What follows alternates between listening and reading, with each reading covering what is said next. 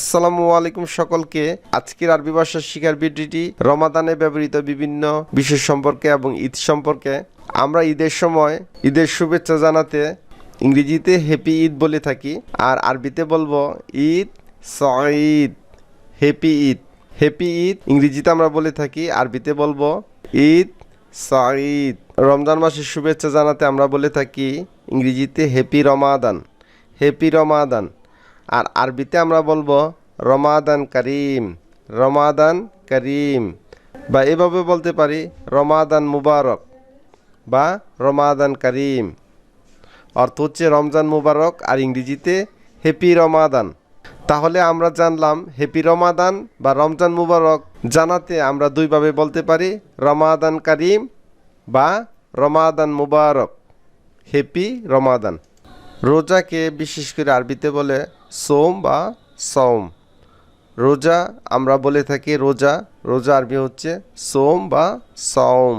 রমজান মাস বা রোজার মাসকে আমরা বলতে পারি শাহার রমাদান, শাহার রমাদান, রমজান মাস।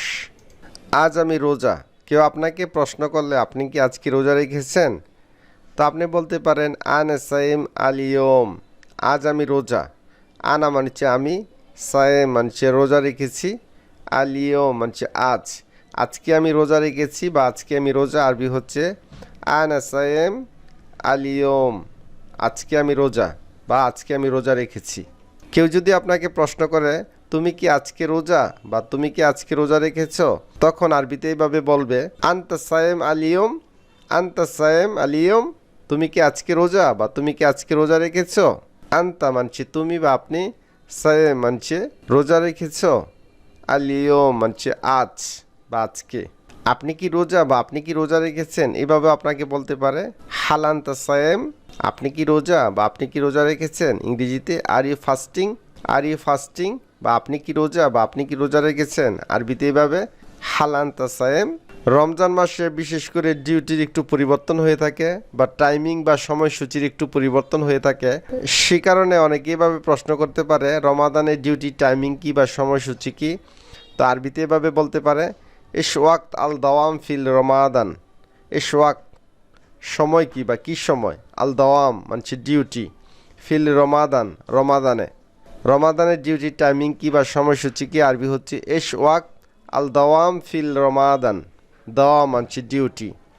তুমি আজ কেন রোজা রাখোনি।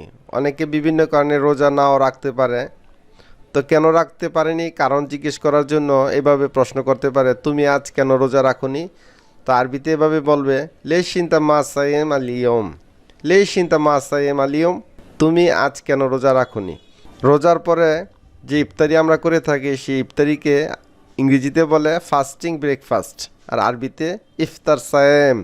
ওয়াজবাত মানছে খাবার সমূহ, আল সাইমিন রোজাদার, সালাতা মানছে সালাত, ভেজিটেবল সালাদ হতে পারে যে কোনো সালাদকে আরবিতে বলে সালাতা মানছে সালাত, আর নামাজকে বলে সালাত, সালাত মানছে নামাজ।